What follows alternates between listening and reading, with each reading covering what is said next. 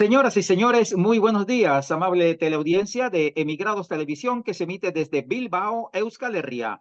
Bienvenidas y bienvenidos a Panorama. Con la realización de diversa comunicación, yo soy Eliezer Jiménez Julio, saludándoles esta vez desde Ginebra, Suiza. Agradecemos a Maya el apoyo técnico en los estudios centrales en Bilbao. Nuestro programa de hoy, Ecuador pisotea la diplomacia internacional. Para hablar de este tema de actualidad que tiene caliente América Latina y las relaciones diplomáticas, no solamente en América del Sur, sino a nivel internacional y con todo mundo sorprendido, tenemos como invitado al doctor Juan Paz Imiño Cepeda. Él es doctor en Historia Contemporánea de la Universidad de Santiago de Compostela y 6 universidades españolas. Doctor en Historia por la Universidad Católica del Ecuador y licenciado en Ciencias Políticas y Sociales de la PUCE. Profesor decano de la Facultad de Comunicación, Artes y Humanidades de la UTE en Quito, Ecuador. Miembro de número de la Academia de Historia de España. Ha sido vicepresidente de la Asociación de Historiadores Latinoamericanos y del Caribe y a nivel internacional considerado uno de los mentores centrales y especialistas en la historia inmediata. Autor de numerosos libros, artículos, editorialistas, columnistas en diferentes medios de comunicación y van a encontrar ustedes el enlace de su página en donde pueden instruirse, pueden leer y pueden tener todo la parte que él ha escrito de libros y todos sus pensamientos y demás. Él es ecuatoriano. Doctor Juan Paz Imiño Cepeda, buenos días, ¿cómo está usted? Muchas gracias, Eliezer, y por la introducción tan extensa. Soy miembro de la Academia de Historia de Ecuador. Solamente quería hacer esa corrección. Pero por lo demás, pues mi oficio es la historia contemporánea de América Latina y sin duda de Ecuador. Muy complacido de la entrevista, así es que vamos adelante. Muchas gracias. Gracias a usted, ecuatoriano. Ecuatoriano, hay que remarcar eso. ¿Y por qué hemos invitado hoy al doctor Juan Paz y Niño? El gobierno de Ecuador que preside Daniel Noboa, en un hecho sin precedentes en la historia de la diplomacia a nivel internacional, el pasado viernes 5 de abril en la noche, dio la orden a la policía de su país de ingresar por la fuerza a la Embajada de México en Quito y utilizando esa misma fuerza policial, además de golpear a miembros del cuerpo diplomático del país azteca, se ha llevado por la fuerza a Jorge Glass. Él es ex vicepresidente del Ecuador, que desde el mes de diciembre se encontraba allí en la Embajada de México en solicitud de asilo político, el cual ya había sido otorgado por el gobierno mexicano y solamente estaba esperando la autorización del gobierno ecuatoriano para salir hacia México.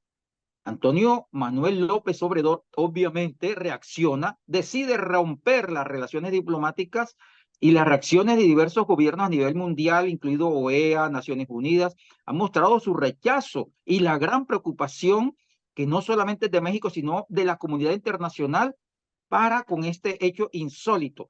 Además, la canciller mexicana Alicia Bárcenas ha dicho al recibir el cuerpo diplomático allí en Ciudad de México, que estaba acreditado en Ecuador, que hoy presentará ante la Corte Internacional de Justicia toda una denuncia contra el gobierno ecuatoriano.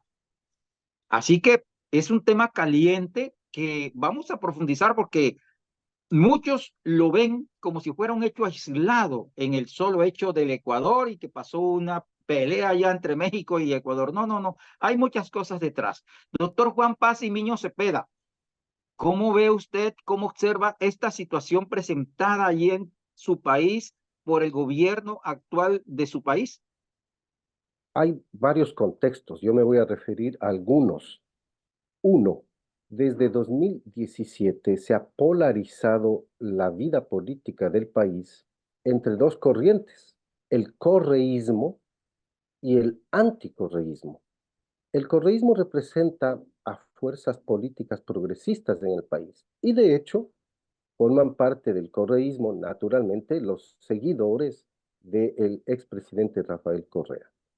Desde que en 2017 se instaló el gobierno de Lenín Moreno, este comenzó una persecución aguda a los grandes líderes o a los principales líderes, mejor, del correísmo.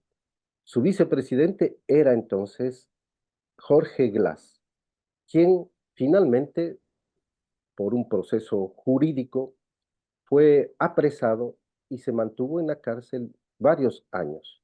Un habeas corpus otorgado a este vicepresidente permitió su salida temporal. Él aprovechó en algún momento esta situación de una especie de libertad condicionada para ir a la Embajada de México y solicitar el asilo político que quedó a la espera de una resolución definitiva. Este es un primer ángulo.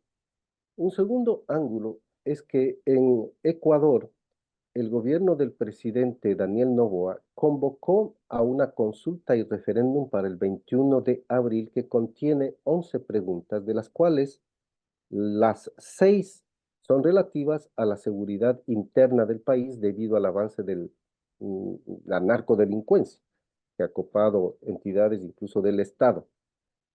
Y en ese contexto, entonces también la lucha política en el Ecuador se agudiza entre un gobierno que quiere implementar esa consulta y ese referéndum, que por cierto incluye dos preguntas, una para precarizar las relaciones laborales con la introducción de trabajo por horas y otra, la de que el pueblo decida los arbitrajes internacionales que favorecen a las compañías extranjeras. Entonces digo, aquí ha habido también una segunda polarización, ya que al gobierno le interesa el referéndum y consulta, y a sectores de la población que les interesa más bien votar no como oposición y reacción al gobierno. El tercer elemento es que México, de acuerdo con con la legislación internacional, finalmente concedió el asilo a Jorge Glass. Y en virtud de esta situación, Jorge Glass estaba en la Embajada de México como un asilado político. La embajada fue rodeada horas antes, lo cual daba la perspectiva de que algo grave podría haber ocurrido. Y en esas condiciones ingresó la policía apoyada por gente del soldados, entiendo yo, del ejército, para sacar a Jorge Glass de allí, a este asilado político en la embajada. Evidentemente esto ocasionó un conflicto mayor, ya que por primera vez en la historia del Ecuador y en el contexto internacional contemporáneo, que ingresen tropas, que ingresen, bueno, tropa en el sentido de esta Fuerza Armada que ingresa para sacar a Jorge Glass a una delegación, a un recinto diplomático, se convirtió enseguida en una noticia mundial y todos los países de América Latina, más otros de Europa, reaccionaron condenando esta acción porque no se puede permitir, dicen todos estos países, la violación del derecho internacional. Entonces, bajo estas tres condiciones, el gobierno nacional ha quedado aislado, porque la opinión internacional más amplia y total en América Latina, e incluso con un relativo respaldo de los Estados Unidos y una posición también indudablemente a favor del derecho internacional de la OEA, entonces, el gobierno ha quedado aislado porque nadie justifica la incursión en una embajada que es en definitiva un territorio de otro país para obtener con ello la captura de un ciudadano al que el gobierno considera un delincuente y no un asilado político. Y este es el quid del asunto. El gobierno nacional sigue sosteniendo que se trata de un delincuente que tenía sentencia y que no era posible que la embajada lo proteja porque el asilo, de acuerdo con la interpretación del gobierno ecuatoriano, no puede ser para un delincuente que tiene dos sentencias, en efecto eso sí es cierto que hay dos sentencias de allí, y que no podía, pues, por ello beneficiarse del asilo. Ahora, de acuerdo con las leyes internacionales y lo que dicen principales abogados del Ecuador, constitucionalistas y que se dedican al derecho internacional, sostienen que la calificación la da el gobierno de México y no la da el gobierno de Ecuador. Y naturalmente este es el argumento que también ha pesado internacionalmente porque puede ser que se le califique internamente al señor Glass como un delincuente, como un prófugo, lo que sea, pero es al gobierno de México al que corresponde darle la calificación de asilado político o no. La señora Alicia Bárcena, quien escuché esta mañana en una declaración que ya consta en redes, dice que estuvo conversando la embajadora de México en Quito con la ministra de Relaciones Exteriores para precisamente recabar la información relativa al señor Glass y que de la información que tuvo habían concluido que sí es pertinente el asilo político otorgado por México. Y pues esto ha ocasionado el escándalo internacional, ha debilitado la posición del Ecuador en ese contexto mundial y la ruptura de relaciones exteriores provocada por la incursión en la Embajada de México en Quito, Ecuador, la capital del país, bueno, va a tener cada día más repercusiones que se seguirán viendo en las próximas horas. Por de pronto, es indudable que Ecuador tiene una sui generis identidad con México y con el pueblo mexicano. En Ecuador, en Quito, en toda la región andina, sobre todo, México es considerada una nación de una identidad popular muy firme. El Ecuador, los mariachis abundan en todo tipo de fiesta. La comida mexicana es parte de la vida cotidiana en el país, en muchos restaurantes, sitios y mercados populares. Hay una identidad histórica con ese país. Hay una identidad en el arte, la manifestación ya no solo de la música, sino de la pintura, de la danza, pues todos estos elementos han provocado una reacción ciudadana y popular en contra de la decisión del gobierno ecuatoriano. En definitiva, tanto internacionalmente como al interior del país, las reacciones han aislado al gobierno y la decisión que tomó ha sido ampliamente cuestionada, ya no solo en esferas internacionales, sino en el ámbito interno. Y pues lo que venga seguiremos observando. ¿A qué respondió esta situación? También se especula si fue una decisión personal del presidente o si fue una decisión realmente concertada con ministros, con las propias Fuerzas Armadas, etcétera.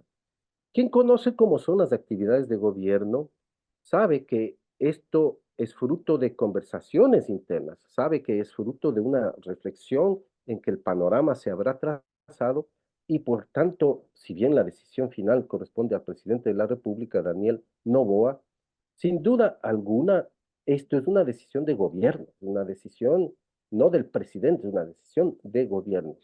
Y con ello, pues, ha afectado también su propia legitimación social ante semejante acción.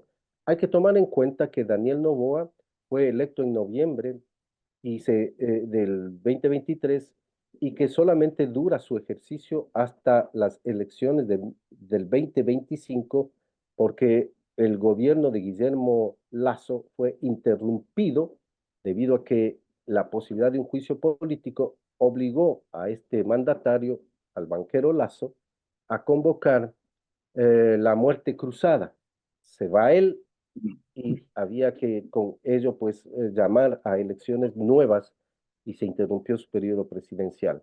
Entonces, no es un presidente que esté ejerciendo una actividad normal en el sentido de los 4 años que dura en Ecuador la presidencia de la República, sino que va a durar apenas 2024 y 2025, en definitiva, los 2 años. Y también en el campo internacional se observa si esto no viene orquestado también por fuerzas internacionales, e incluso se dice muy claramente, ¿y los Estados Unidos qué tienen que ver con esta situación? Porque sin duda alguna, lo que ocurre en América Latina siempre tiene esta campanita de que los Estados Unidos probablemente estén allí, dada la trayectoria histórica de injerencismo que ha tenido esta nación en términos de política en varios de los países que han experimentado ese mismo tipo de injerencia. Entonces, esto no es fácil comprobarlo para comenzar, no hay documentos, nada de eso. Pero sí es evidente que el gobierno de Daniel Noboa tiene un acercamiento no indirecto, sino absolutamente directo con los Estados Unidos.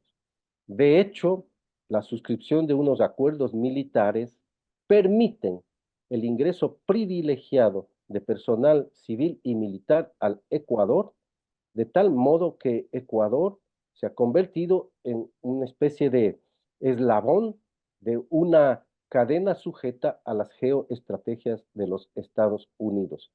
Y es bien conocido que los Estados Unidos no quieren gobiernos progresistas en América Latina. Y el correísmo representa una fuerza progresista que en la geoestrategia de esta gran nación no es admisible o por lo menos es cuestionable y por consiguiente, por ese lado también se hace la relación de que en la geoestrategia norteamericana, bueno, el progresismo y los golpes al progresismo pueden ser favorables para impedir su retorno al poder en 2025. Este es el contexto general que me permito explicar. Así es, doctor Juan Paz y Niño Cepeda. Además que de la violación del artículo 22 de la Convención de Viena, está la violación de la ley ecuatoriana en el artículo 482. Golpear, maltratar al personal diplomático de México dentro de la embajada, además de entrar. Hay un antecedente del 11 de abril del 2019, Julian Assange, en Londres, donde el presidente del momento le da la autorización a la policía británica de entrar a sacar a Julian Assange. Es decir, la observación de los analistas de la geopolítica internacional, creemos que la derecha internacional está ensayando de a poco una escalada con el fin de poner de moda esto de romper las convenciones de Viena, cualquier otra situación de convenciones internacionales, de violar los derechos y que haya patente de corso para ingresar a las embajadas y hacer lo que se les dé la gana. Recordemos y en contexto, además de lo que usted ha dicho, estimado doctor Juan Paz y Miño Cepeda, es que no solamente Noboa en Ecuador es un alfil del gobierno norteamericano, está Milei en Argentina, está Boluarte en Perú, además de que la jefe del Comando Sur andaba en estos días por allí, por América del Sur, especialmente en Argentina. Es decir, ¿quiénes son los que le interesa que en América Latina los gobiernos progresistas y esa unidad que tanto se está buscando en la América Latina no se dé? Blanco es y gallina lo pone, entendemos que es Washington, que no le interesa en ningún momento que la unidad latinoamericana se dé, porque en estos momentos lo está intentando Antonio Manuel López Obrador en México, con Gustavo Petro en Colombia, con Lula en Brasil, con la presidenta de Honduras, entre otros, a buscar trabajar la unidad latinoamericana, que es la que no le interesa a los Estados Unidos. Es el contexto externo que también uno observa por qué se da, a quién favorece, a quién no favorece estas peleas internas en el contexto de la América Latina, doctor Juan Paz Miño Cepeda. Hay un neomonroísmo en marcha, esto es evidente. El americanismo, el continentalismo propiciado desde los Estados Unidos es una realidad evidente en nuestra América Latina. ¿Qué es lo que se pretende? Como ha dicho la comandante Richardson y se ha dicho en el Senado de los Estados Unidos y por funcionarios de alto nivel de los Estados Unidos como el secretario de Estado, el propósito es en la geoestrategia mundial que tienen los Estados Unidos, detener el avance de lo que consideran sus adversarios y enemigos en la actualidad, que son China y Rusia. Y China a la cabeza, porque consideran que su injerencia en América va a perjudicar sus intereses.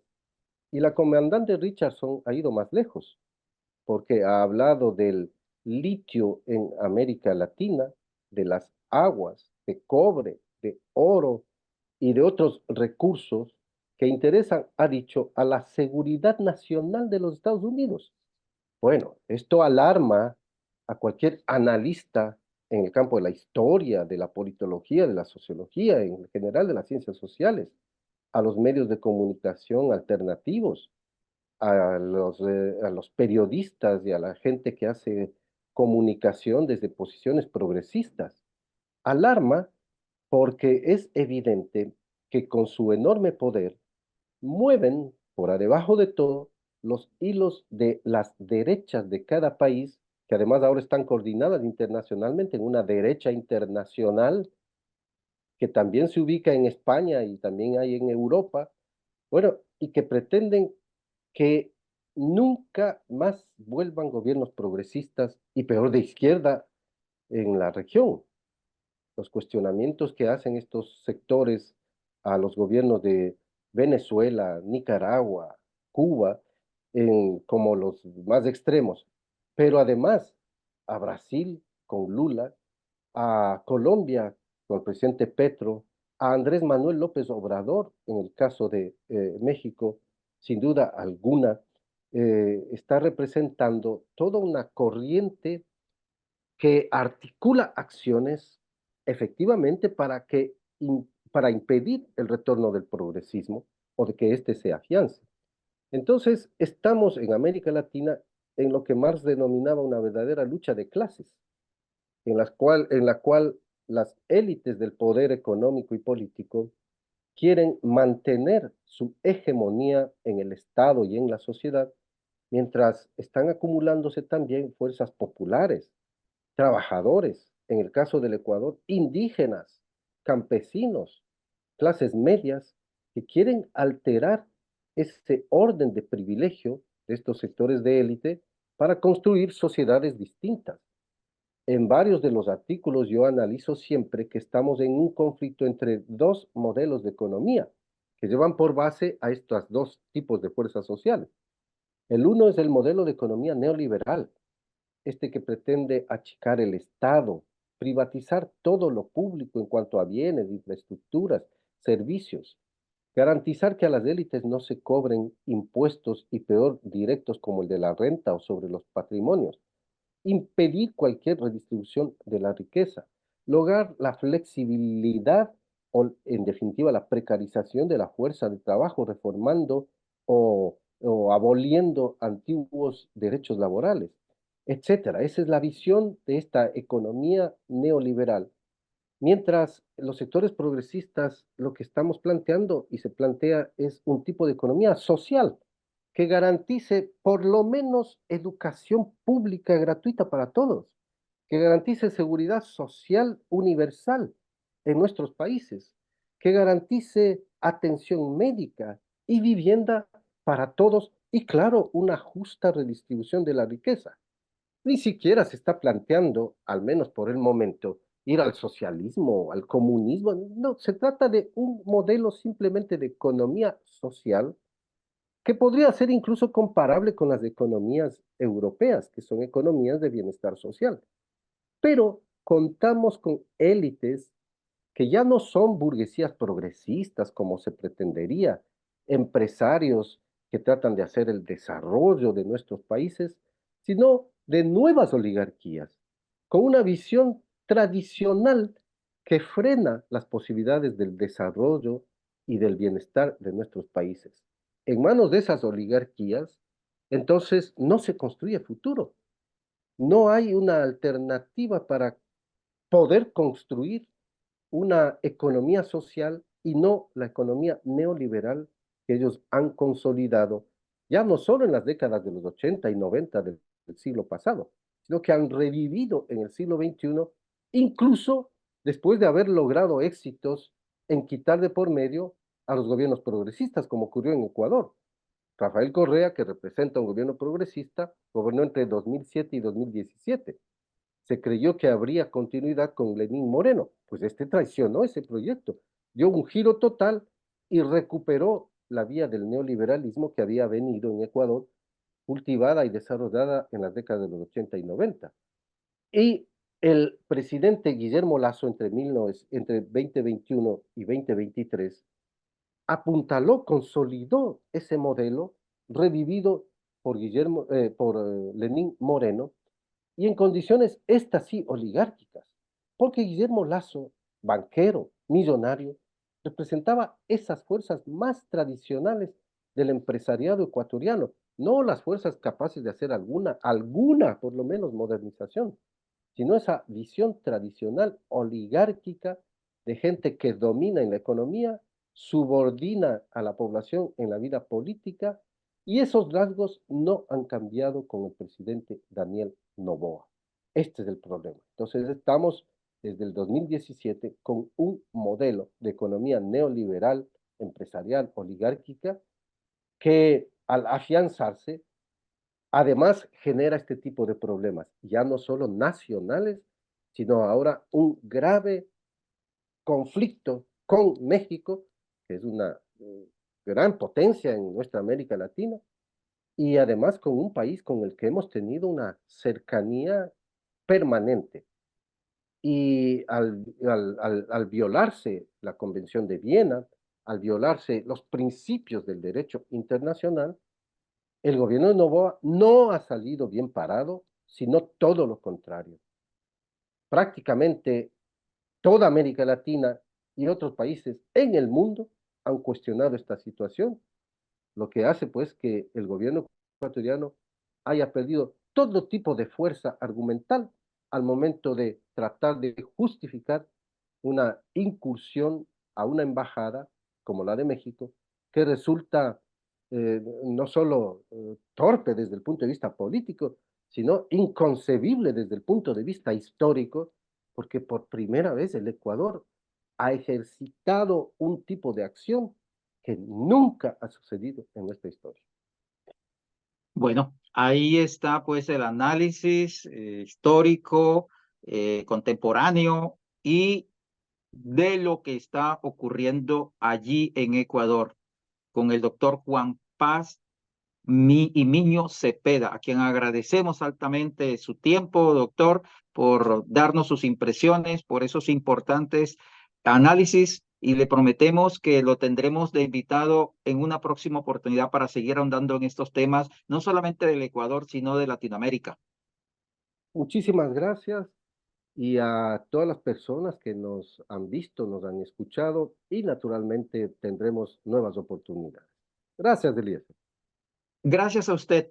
Nuestro programa de hoy, Ecuador pisotea la diplomacia internacional. Hemos tenido el placer, el honor de contar con el doctor Juan Paz y Miño Cepeda, doctor en Historia Contemporánea de la Universidad de Santiago de Compostela y 6 universidades españolas, doctor en Historia de la Universidad Católica del Ecuador, licenciado en Ciencias Políticas y Sociales de la PUCE, profesor decano de la Facultad de Comunicación, Artes y Humanidades de la UTE de Quito, Ecuador, miembro de número de la Academia de Historia del Ecuador, ha sido vicepresidente de la Asociación de Historiadores Latinoamericanos y del Caribe y a nivel internacional considerado uno de los mentores centrales y especialistas en la historia inmediata, autor de numerosos libros, artículos, editorialistas, columnista en diferentes medios de comunicación. Dejamos el link donde pueden, el enlace donde pueden entrar a su página, donde encontrarán interesantes, importantes y de actualidad información que el profesor ha hecho de análisis, no solamente de ahora, sino de la historia latinoamericana. Muchas gracias. por el apoyo técnico de Amaya en los estudios centrales en Bilbao. Este programa fue realizado por Diversa Comunicación y emitido por Emigrados Televisión desde Bilbao, Euskal Herria. Yo soy Eliezer Jiménez Julio. Hoy, desde Ginebra, Suiza, a ustedes, amable teleaudiencia, agradecerles por su atención. Tengan ustedes feliz resto de día. Muchas gracias.